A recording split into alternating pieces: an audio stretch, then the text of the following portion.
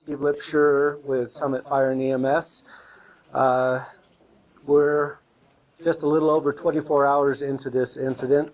I know some of you already are showing signs of fatigue and a little bit of stress. Just breathe. We're working our way through this incident here. For tonight's briefing, we have Summit County Sheriff Jamie Fitzsimons to talk a little bit more about what's going on, evacuations, pre-evacuations, that sort of thing.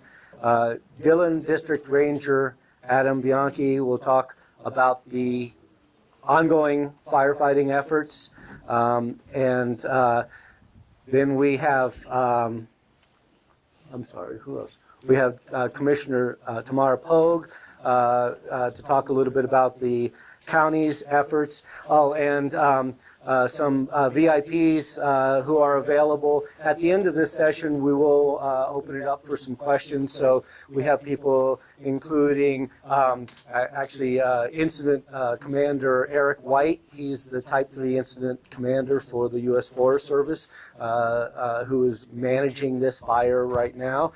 We also have our Deputy Chief, John Wilkerson. So with that, I will hand this off to Sheriff Fitzsimons. Thank you, Steve. I need to hand that to you. I'll grab it. Okay. I don't think we'll both fit back there. Yeah. Good evening, everybody.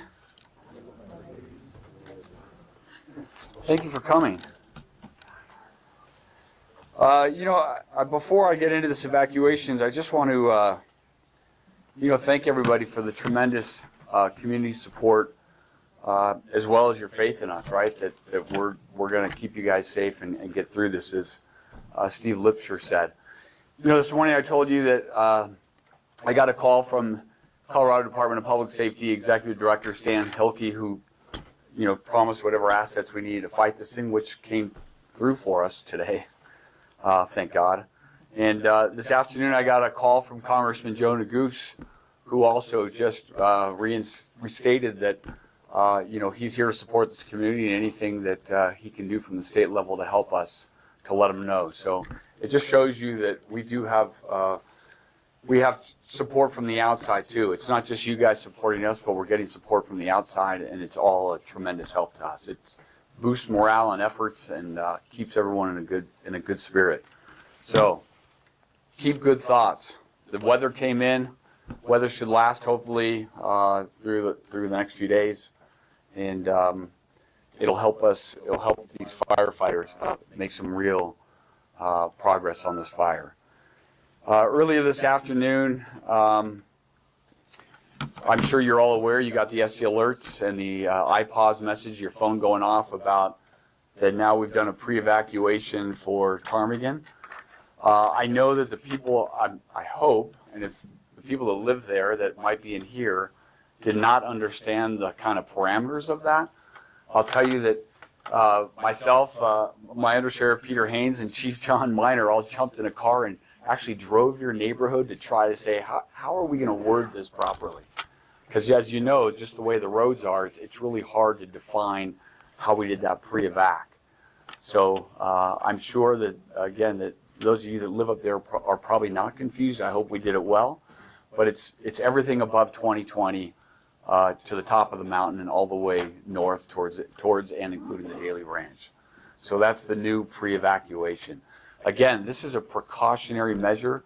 This is after I sit down with our partners, our federal partners, and we discuss fire weather, what's going on with the activity, resources, and just how close that fire might be to Ptarmigan. So again, it's out of precaution.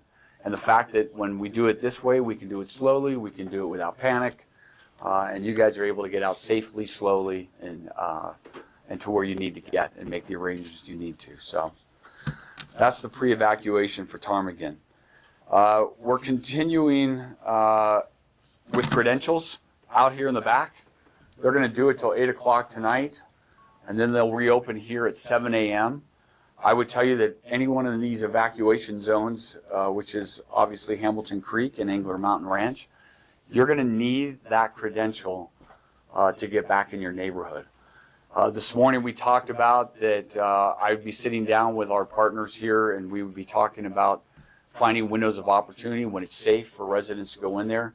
Again, on a small window, a temporary basis to go grab something you may have left behind, whether it be medications, whether it be a pet, whether it be some clothing or mementos, whatever it is.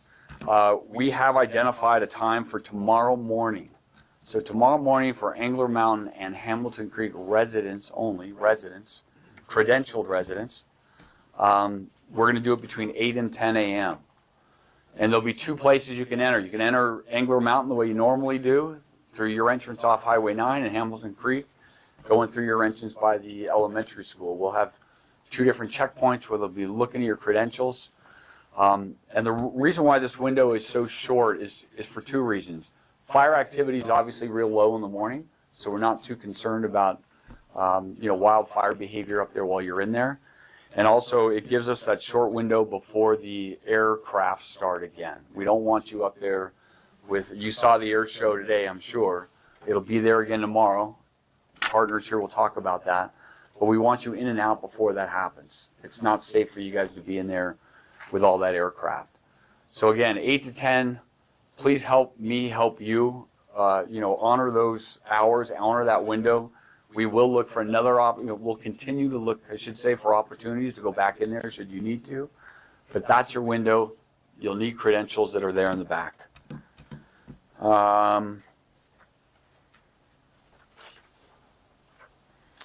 think that's all I got. I just want you all to keep in mind that this is a team effort between myself, Town of Silverthorne, PD, all of our police departments up here are helping with the evacuations. The sheriff's office, there's no way we could do it alone. County government obviously is tied with us. Our state and federal partners.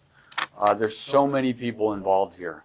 So many people that are trying to put this fire down and keep you guys safe, keep your property safe. Just continue to please help us help you. So that's all I got. Thank you.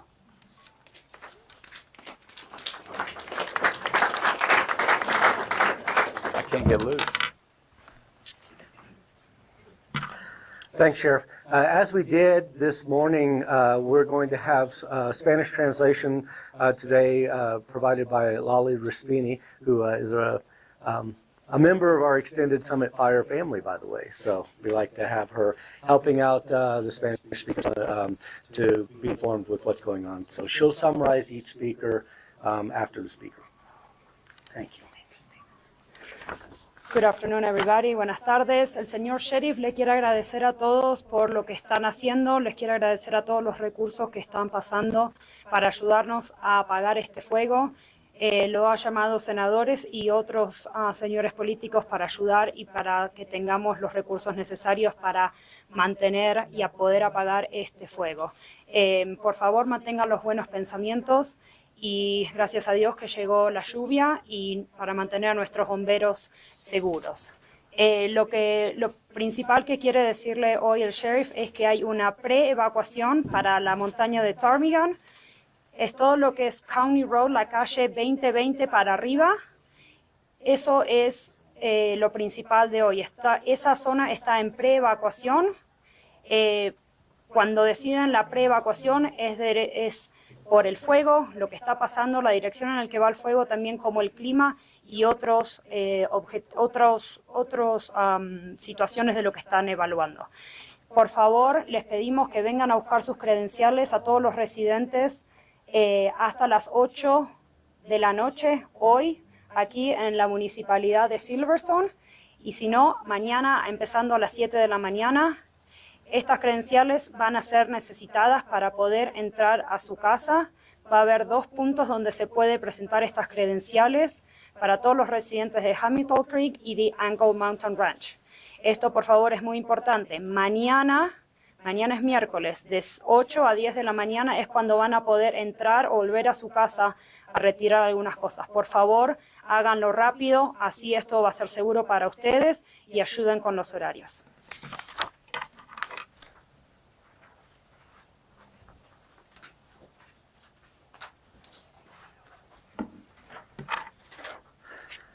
Great, thanks, Lolly. A couple of notes for those of you who are seeking more information. Just want to remind you that we do have a public information hotline with live people answering the phone during the days into the evenings. That number is 970-668-9700. If you've got specific questions that don't get answered in this meeting. The sheriff reminded me also that to follow social media of the various organizations involved. We are all trying to share and cross-post social media. There is no wrong channel. If you look on Summit Fire and EMS's Facebook or Twitter feeds, or the county's Facebook feed or website, or the Sheriff's Department Facebook feed, you're going to get the up-to-date information. However, also, if you have not already signed up for Summit County Alert, please do. Those are the free text and email messages. You can do that at scalert.org. Monitor those messages, because things like, hey, we're going to open the evacuation area to credentialed people for 2 hours in the morning, you'll get those types of messages and be told about what's going on there. And then finally, you should know that we intend to continue these meetings for the foreseeable future. So we will try to do one again tomorrow at 11 a.m. and another one at 6 p.m. Until we get to the point where the threat is diminished and the interest wanes. So with all of that, let me bring up District Ranger Adam Bianchi to talk about the firefighting efforts today. Oh, okay. Sorry. Lolly should translate what I just said. Por favor, si tiene alguna pregunta en que hoy no estemos contestando, puede llamar a una línea de teléfonos, el 970-668-9700. Otra vez ese teléfono es 970-668-9700. Están las personas contestando los teléfonos. Por favor, llamen con cualquier pregunta. Por favor, sigan las páginas de internet de cualquiera de las organizaciones gubernamentales que tenemos. Puede ser de cualquiera de las municipalidades, de Summit Fire EMS del condado. Y por último, también les queremos pedir que por favor, si todavía no se registró en lo que se le llama SC Alert, que por favor vaya a la página del condado summitcounty.gov para anotarse y registrarse para las alertas. Estas reuniones como la de hoy van a seguir mañana a las 11 de la mañana y también a las 6 p.m. hasta que se necesitan.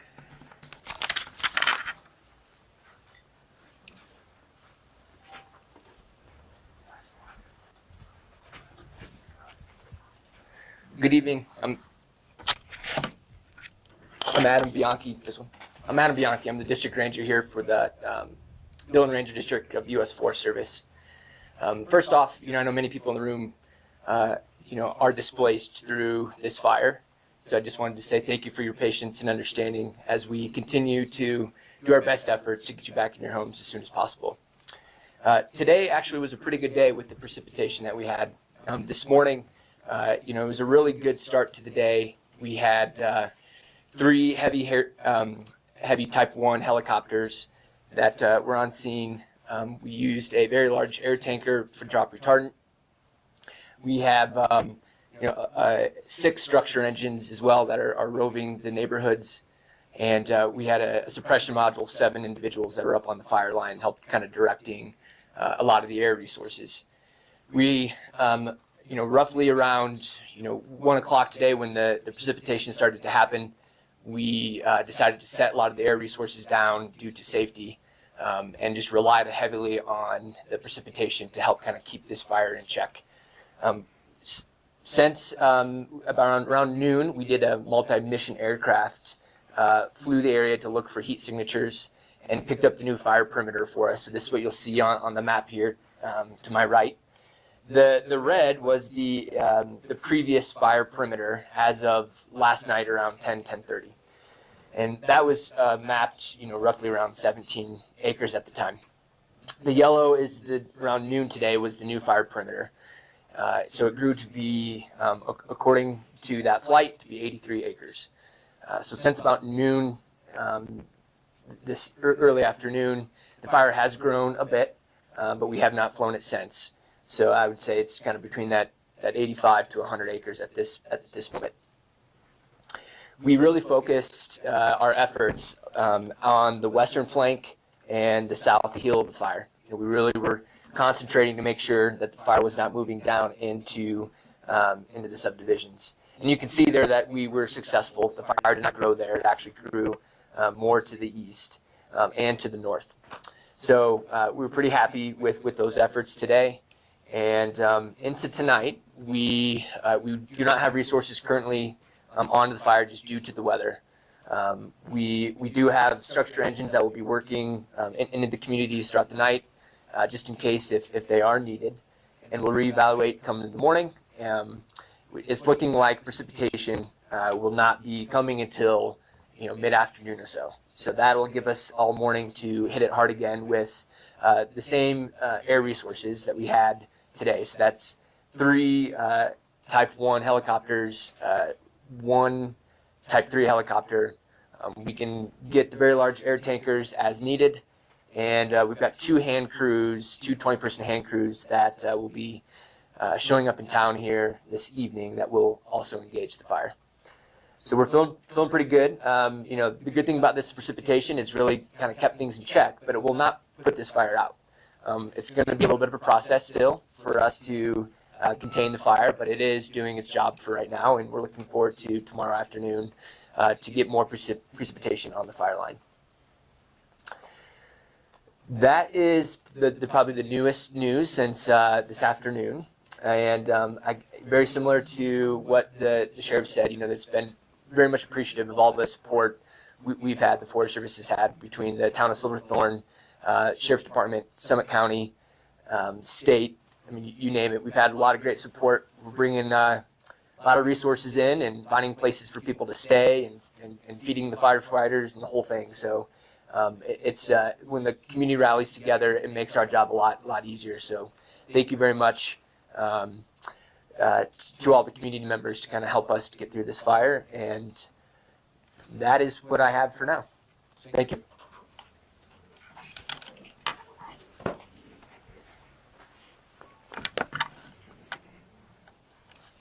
Ok, el señor Adam Bianchi les da las gracias por su paciencia, les quiere agradecer a la lluvia porque nos ayudó mucho con el fuego hoy.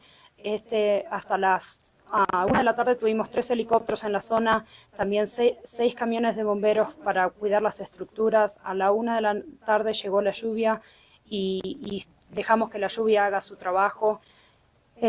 Aquí están las zonas de 17 acres en la zona roja y en amarillo está lo que fue el parámetro a las 12 de la tarde.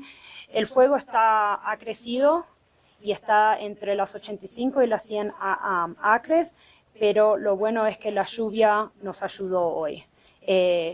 No creció mucho y cuando creció se fue para el norte y para el este.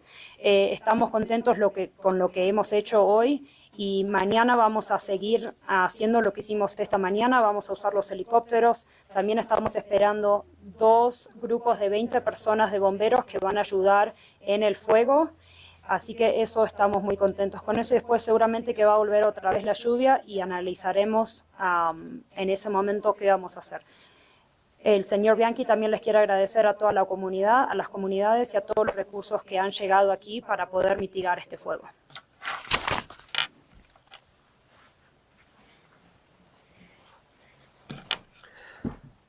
Before I bring up Commissioner Pogue, I want to point out we also have Commissioner Elizabeth Lawrence here. Earlier today at this morning's briefing, we had our 3rd Commissioner, Josh Blanchard. So our county representatives are here in force supporting this effort. With that, Commissioner Pogue, if you would have some remarks. Thank you. Thank you, Steve. I want to start tonight by offering my deep empathy and condolences to all of you who have been displaced from your homes. I can't imagine how hard this must be for you, and I am very grateful to your partnership in this process as we do our best to move our community through this. I also want to express my incredible gratitude to the extensive team that is working so hard to help keep our community whole. The county's job really is just to support all of these folks and offer whatever resources we possibly can bring to bear.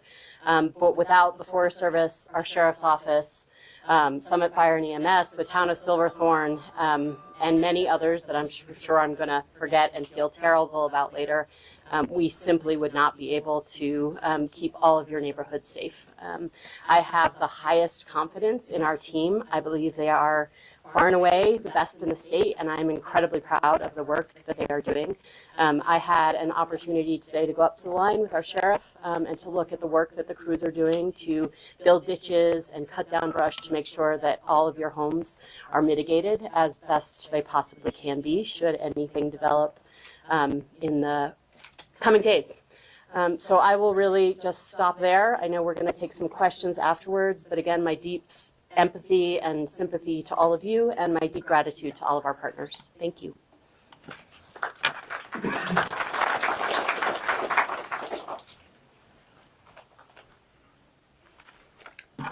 La señora Tamaga Pog le quiere agradecer a todas las organizaciones, tanto al sheriff como a la municipalidad de Silverthorne, como también a Summit Fire EMS y a todos los recursos naturales por toda la ayuda. También les quiere dar las gracias y también proveerles su propia gratificación y empatía por todo lo que está pasando. Todos los residentes de aquí de Silverthorne, así que muchísimas gracias por eso. Y también ella está muy orgullosa de todo lo que se ha hecho. Hoy pudo visitar la zona y pudo observar cómo se fueron construyendo los pozos para proteger las estructuras y está ella muy confidente de que todo esto va a poder protegerse y todos los recursos están en su lugar.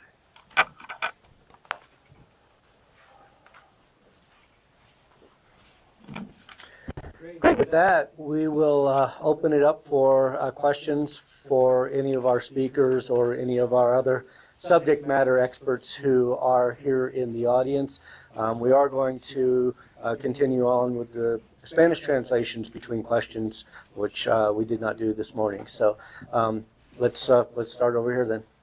Have you determined the cause yet? I'll go ahead and take that one. We have not determined the cause of this fire yet. It remains under investigation. That's often the type of thing that doesn't come up or is not determined for days or even weeks until we can get in and do a meaningful investigation up there.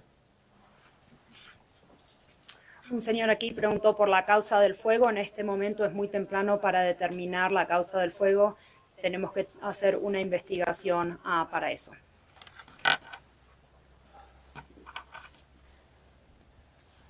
In the back.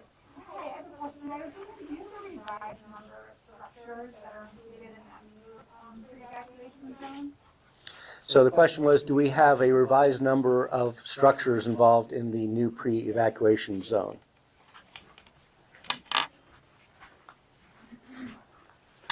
Thanks for the question. I do.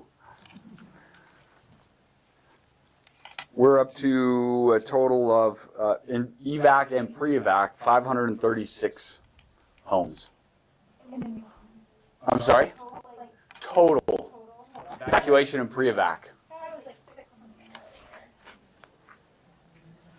I would tell you that they're fine-tuning these numbers all the time. These are these are the latest numbers I have. Yes, ma'am. Senator talking pre-evac. There are 4 homes directly east of the Daly Ranch that has that little sliver of national forest between them. Are we or not under pre-evac or yes? I mean, we're east of the Daly, but. You're east of Daly. Yeah, no. Okay. You're east of Daly, but above 2020 or below? Above. So you would be. Okay. Because it's not, so if you could update that map, it would be great, so when we look, because my neighbors are asking me. Yeah, so thank you. So that's why when I was saying earlier, we tried our best because as you know, you live there. The way the roads are. Well, this is actually on the Dillon side, but it is not that far from the Daly. From the Daly side, right. Okay. Let's pause Oh. Estuvieron preguntando cuántas estructuras están en pre-evacuación y en evacuación. El señor Sheriff dijo que tenemos alrededor de 536 casas en total. Y una señora aquí preguntó de unas casas que están al este del rancho Daly y el sheriff le está diciendo que sí, que ya están en evacuación porque están arriba de la calle County Road 2020. So someone like me that's not a firefighter and doesn't understand a whole lot, including firefighting, might look at this fire and say, we got cooler weather, we got moisture, there's less fire activity than there was last night. So why are there more pre-evacuation orders tonight and evacuation orders than there were last night? It was because of the fire. The question was, why are we doing more? Why did I do pre-evacs today when the fire looks less today? As you heard earlier, that it does look better with the weather that moved in, the moisture that moved in. But as the storm moved in today, the fire started. The winds were erratic, and the fire behavior changed. And when that fire behavior changed, got together with our Forest Service partners, and we made this decision based on that because we didn't want to get caught in a situation where all of a sudden the fire behavior now was actually threatening that neighborhood. And we still don't know with the incoming storms as these volleys of storms come through Summit County in the next few days, what that's going to do. But we saw what happened today when the wind shifted, and if you live there, the smoke came through your neighborhood. The fire started leaning towards your neighborhood, and so that was the reason for the pre-evac.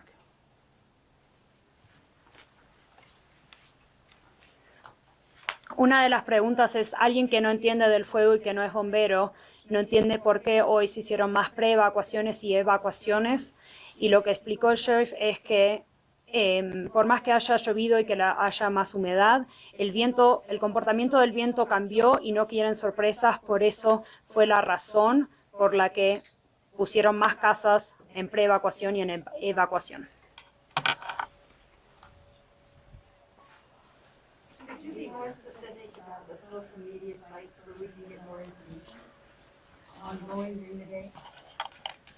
The question was, could we be more specific about the social media sites that you might want to be following to get up-to-date information? So basically, every agency represented here has social media, Facebook, Twitter, Instagram. Okay, so, yeah, Summit Fire and EMS, Summit County, the Summit County Sheriff's Office, the White River National Forest, Town of Silverthorne. All of these organizations are sharing and rebroadcasting and cross-pollinating with the information so that, and you don't need to follow all of them all the time. If you're a big fan of Summit Fire and EMS, and I hope you are, you can just follow our information.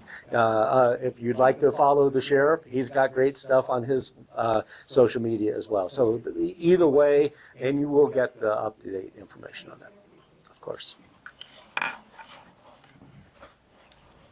La señora preguntó cuáles en particulares son las redes sociales que se está recomendando para seguir.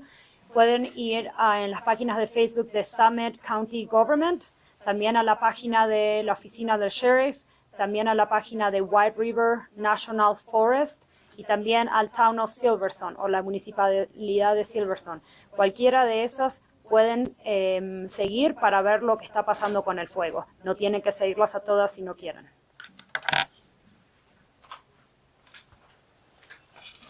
I'm sorry, what do we need and where do we get the credentials to direct? What do you need to get back into the neighborhood? So back in the back of the room there, they're credentialed people, and they'll give you a card with the. This is the only location. This is it. Okay. Yep.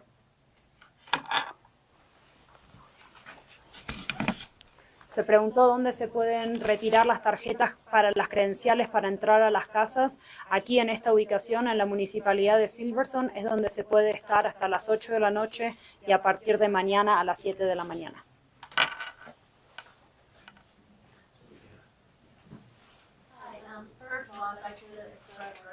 sincere thanks and gratitude to all of the entities and their efforts in trying to protect their property. My second, or my question is there any containment on this? So right now we're not. Hey, Eric. Air, Would you come? come on, Air. Repeat the question. And take off the mask. He's not new here. This is Eric White, who has a long association with fighting fires here in Summit County and throughout the West. He's the Type 3 management team fire manager, incident commander. And the question was, is there any word on containment? Hi, so thank you for that question. Great question. Right now we're not showing any containment on the fire. You know, it has been described, there's a lot of challenges that we're facing. The rain has helped the fire an awful lot, but until we can actually get people up safely on the ground to go and actually secure that edge by putting hands and tools and declaring it, you know, out, we're really not going to start to show that containment unless we get more significant moisture in. So that's the status for now. We're going to continue to evaluate and you know, determine if we can start to show containment as we get continued weather and through further suppression efforts.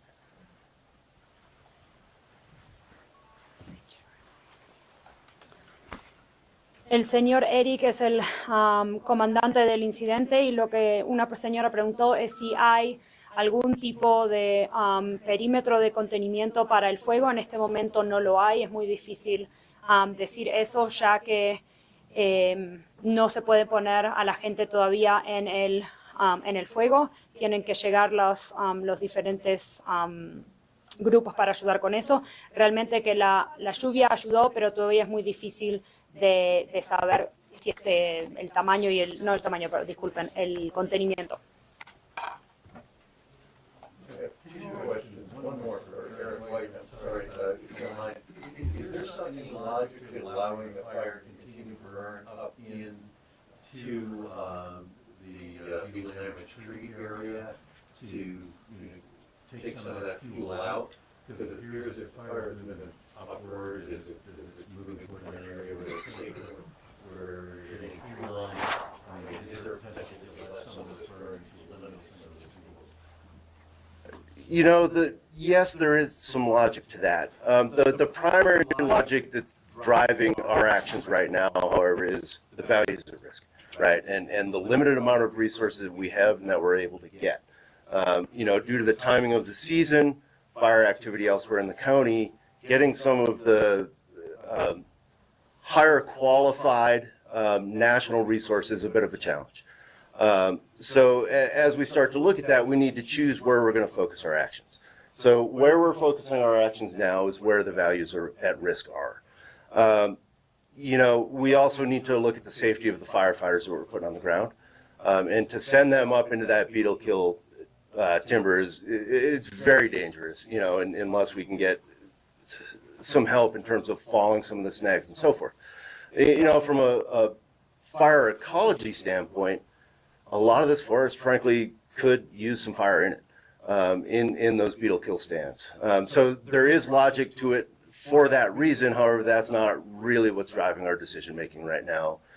Current conditions, ideal world, you know, we would suppress this fire fully, and we are working towards that end. However, you know, due to those safety concerns is why we're kind of letting it move off to the east there.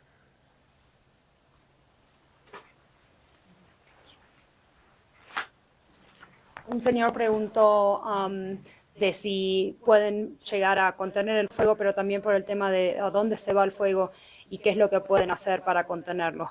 El señor Eric White lo que dice es que tenemos los recursos limitados y están realmente poniendo los recursos donde hay cosas de valor y también donde sea seguro para los bomberos. Esa es la prioridad primera. Hay muchos árboles que están infectados con lo que se le llama el beetle kill, entonces esa zona no es segura para poner a los bomberos.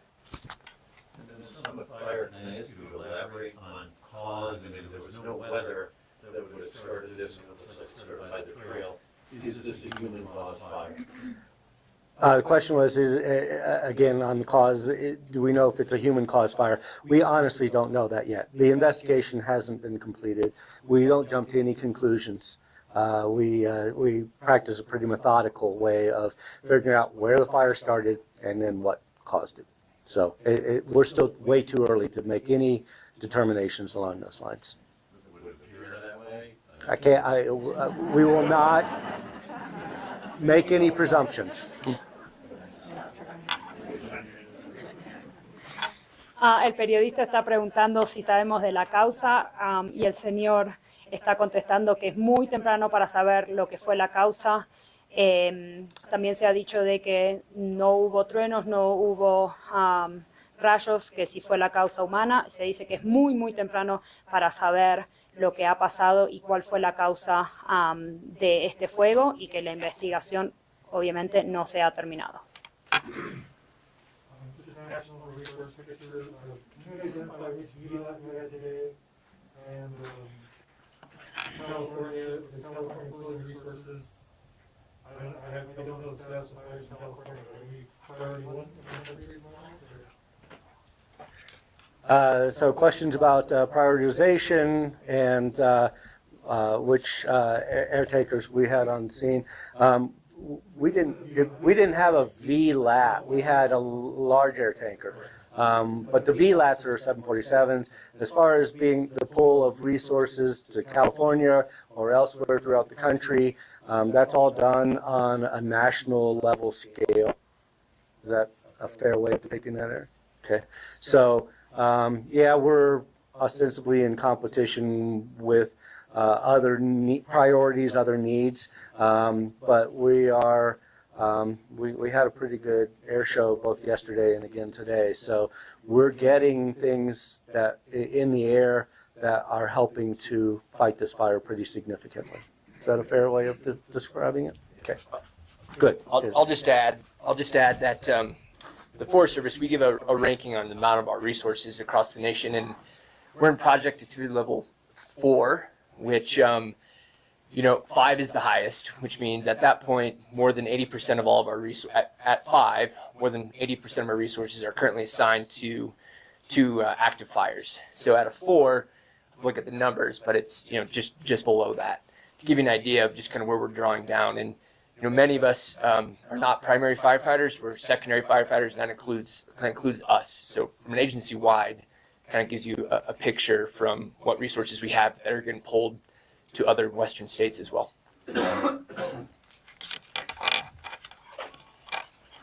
Se ha preguntado de dónde están los recursos y si somos la prioridad número 1 en el país. Hoy en día los recursos se envían a nivel nacional, ellos son los que deciden, depende del nivel. Hoy estamos en el nivel 4, el nivel 5 es el más alto. La agencia del Forest Service es la que estaba recién hablando y lo que están diciendo es que estamos otra vez, como dije, en el nivel 4, el más alto es el nivel 5 y depende del nivel y depende de las agencias nacionales es de que envían los recursos. I'll tell you what, at this point, let's wrap things up for the evening. Again, if you've got specific questions that haven't been answered, we do have resources available. You can call our hotline. I believe we're going to be staffing it until 10 p.m. The hotline, which is 970-668-9700. Okay, I'm sorry. In the community, were you sandwiches or resources to those who are fighting the fire, and so what's the procedure? That's a great question, one that comes up pretty regularly. Can the community donate food and other items, and what is the procedure? Truth be told, the firefighters on the line are getting fed and have shelter and all the accommodations that they need. I would direct you to the American Red Cross if you wish to make donations. Locally also, the Family and Intercultural Resource Center is offering a food pantry, and you can donate to them when they are accepting donations. So, but thanks for the question. It's really hard for line firefighters to be able to accept food for a number of reasons, and they get provided for. So thank you for that. Let me wrap up for tonight, and then I'm going to let Lolly finish up with the Spanish translation. Some of the people that you've been hearing talking will remain and be available for buttonhole conversations out in the hallway as they're making their way back to their other tasks for the evening. And then we will resume again, plan on an 11 a.m. briefing. We are live streaming it if you can't make it in person.